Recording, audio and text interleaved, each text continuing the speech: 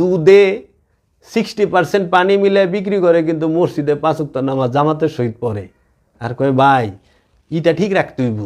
সময় মসজিদের মাইক ব্যবহার করে মসজিদের ইমাম সে অ্যালাউন্স করছে যে কাজী জাবের সে মসজিদে হামলা করছে, মসজিদের ইমাম সাবরে আহত করছে, তৈয়ব খানরা আহত করছে, আপনারা যার যার যা কিছু আছে তাই নিয়ে জাবের ধরে এই নারীদেরকে, এই মৌলভী সাহেবরা, এই ইমানের কি দিনের দাওয়াত দেনেওয়ালারা নারীদের উপরে হামলা করেছে। আমরা নিরীহ মানুষ, আমরা কোনো ঝগড়াঝাটি, কোনো দলাদলি, বিশৃঙ্খলার ভিতরে আমরা কখনোই যাই না। আমরা যদি পারি মানুষের উপকার করার চেষ্টা করি, আমরা সমাজ এবং জীবনের উপকার করার চেষ্টা করি, আল্লাহর সৃষ্টির সেবা করার চেষ্টা করি। আমরা কখনোই কাহার উপর জুলুম অত্যাচারে মধ্যে বিশ্বাসী নই। আজকে এই সমস্ত মোল্লা মুন্সিরা যে কথাগুলো বলছেন, হ্যাঁ, এই যে আমাদের কমেন্ট বক্সে একজন লিখেছেন এমডি ফরহাদ, রাতের 2টা বাজে আপনার বাড়ির সামনে আমাকে হামলা করেছে, ফোনটা নিয়েছে, টাকাও কিছু ছিল তাও নিয়েছে। ফোনের নাম রেডমি নোট 12। তো কাজেই এইরকম যে কর্মগুলো তারা করেছেন ঘৃণিত এবং সারা দেশে নিন্দনীয় এবং নিন্দিত হয়েছে। চাকুলিয়া গ্রামের একটি ঐতিহ্য ছিল, কিন্তু এই কলঙ্কিত ব্যক্তিরা এই চাকুলিয়া গ্রামের ঐতিহ্যকে, সম্মানকে নষ্ট করেছে। এই চাকুলিয়া গ্রামে আমার জন্ম, আমি চাকুলিয়া গ্রামের অধিবাসী, চাকুলিয়া গ্রাম আমার বাপ দাদার বাড়ি।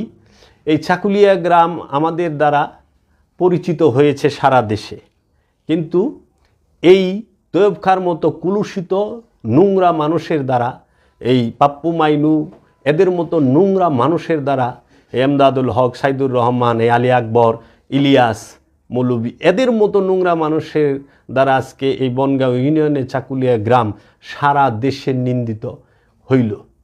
কেন? এই কিছু অসৎ লোকের জন্য। আমাকে হয়তো চাকুলিয়ার অনেক মানুষই, মানে বনগাঁও ইউনিয়নের অনেক মানুষ চেনে না, কিন্তু সারা দেশের অনেক অসংখ্য মানুষ আমাকে চেনে এবং ভালোবাসে, এবং যারা আমার সাথে উঠা বসা করেছে তারা জানে আমি কি। তো সুপ্রিয় দর্শক মণ্ডলী, এখানে অনেকেই কমেন্ট করেছেন, সবার কমেন্টের উত্তর আমার পক্ষে দেওয়া সম্ভব না, কিন্তু এখানে যেগুলো উত্তর দেওয়ার মতো, যে এমডি ফরহাদ সাহেব বলেছেন আমি এখনও ফোনটি পাইনি। আমরা জানতে পেরেছি মোবাইল আছে রনির কাছে, দিনাজ মিয়ার ছেলে চটপটি বিক্রেতা রনির কাছে, এবং আপনার বনগাঁয়ের একটি ছেলে তার নাম হইল জুয়েল, এই জুয়েলের কাছেও মোবাইল আছে। এবং আমরা সংবাদ পেয়েছি যে আরও 2-1 ব্যক্তির নাম এসেছে। আমি তাদেরকেও সতর্ক করতে চাই, তারা যদি তাদের কাছে যে জিনিসগুলো আছে সেগুলো ফেরত না দেয়, তাদের জন্য তাদের নামও আসবে। তো এই রাত 2টার সময় হামলা করেছে। এইরকম মানিকগঞ্জ থেকে কিছু একটা ফ্যামিলি, আমারই আত্মীয় এবং আমার খুবই নিকটের মানুষ, তারা ফুল পরিবার, তাদের ভাই বোন, স্ত্রী এবং তাদের বাবা সবাই মিলে আসছিলেন।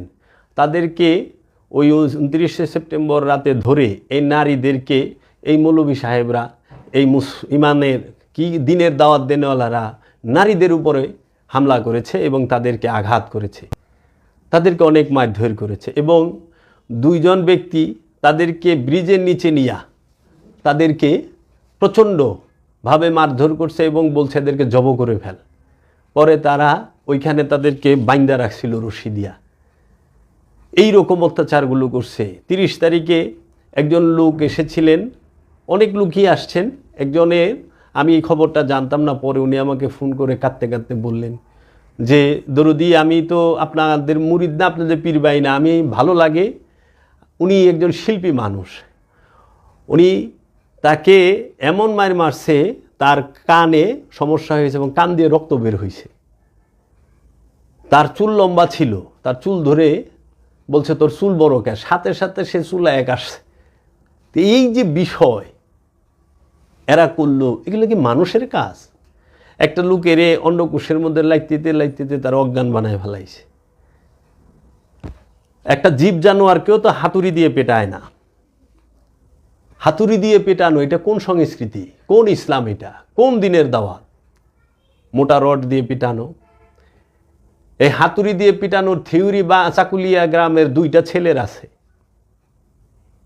এই থিওরি অ্যাপ্লাই করছে। যাহারা বলেন তারা দিনের দাওয়াত যারা দিতে আসছেন তারা সারা বছরে কয় ওয়াক্ত নামাজ পড়েন। তাদের বাবা দাদারা কি সৎ লোক? তাদের বাপ দাদারা কি ঘুষ খায় না, সুদ খায় না? শাকিলের বাপে কি দুধে পানি মিলায় বিক্রি করে না? করে তো। মসজিদে তসবি টিপতে টিপতে দৌড়ে নামাজ পড়বার যায়। একজন আছে আমার বাড়ির সামনেই, ওনার দুধ পানি মুখে দেওয়ান যেন ওনার গরুর দুধ লাগে, জানি চাল দেওয়া পানি, দুধে 60% পানি মিলায় বিক্রি করে, কিন্তু মসজিদে 5 ওয়াক্ত নামাজ জামাতের সহিত পড়ে। আর কয় ভাই ইটা ঠিক রাখতে হইব। আমি আগে দুধে পানি দেওয়া বন্ধ করেন। আমি এই সত্য কথাগুলো বলি দেখেই হয়তো এরকম।